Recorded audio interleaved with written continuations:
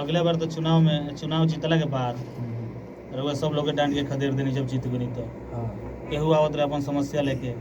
और रउआ ओकर पूरा ना कइनी जितना फंड में आइल पैसा सब रख लेनी अपना फिर तो उहे अब चुनाव फंडवा आवता में तो के फिर तो जीतम तो नहीं है जीतम। केहू और सपोर्टे ना करी सब सपोर्ट करी उहे कहाँ फंडवा सपोर्ट के करी उ अब फंडवा केहू के भेटो पैसा- करे रउआ सब बताई करी सब आई उ फंडवा के पैसवा आखिर काहे खातिर लुटाई विधायक जी बानी क्या हम है। आई अंदर आई प्रणाम विधायक जी। प्रणाम प्रणाम। अरे दादा रौरा नीचे बैठो तनी महाराज ऊपर अरे बैठ। बाप रे बाप अरे इतने रौरा स्थान बा महाराज रौरा लोग के वजह से है हमरा कुर्सी मिलल बा रौरा लोग नीचे बैठो का सेवा करी महाराज अरे कुछ सिंघाड़ा समोसा मंगवाई मंगाओ तनी सिंघाड़ा समोसा मंगवाई डॉक्टर हमन 500 वोट बाएंगे फिर अरे बाप रे ऐसन बात बा महाराज राव स्थान हो जा भाई ना, ना,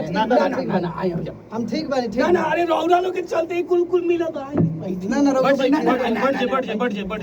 रौरा लोग के स्थान बाबा यही जा भाई ई फोन धरी मत अब बताई रहो कि का सेवा करियो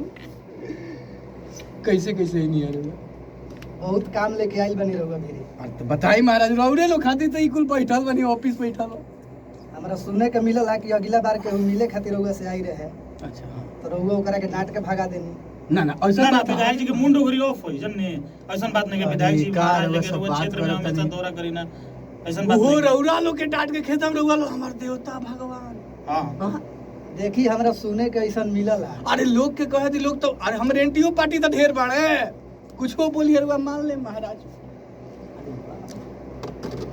अब बताई का सेवा करे रवा के अरे ठंडा मंगवाई महाराज ठंडा मंगाओ तनी फोन कर ले बनी सब ठीक बा सेवा पानी के कोनो जरूरत नहीं है। बस हम रउआ से अतने कहल चाहतनी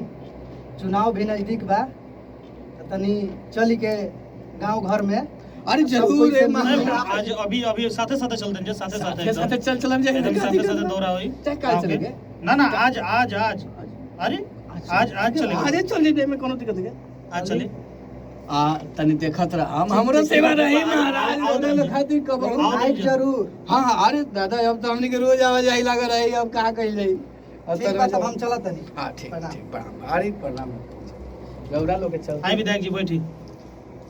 बैठी अरे साला ई इलेक्शनो बड़ी बाहुर चीज बा कहां कर वाला आई रहला अभी कहीं के ओखबे करी अब तो का करम साला कनियो चलती कुछ छोड़ के पैसा सुनाव हो तो वो गोड़ पे गिरे लगा तने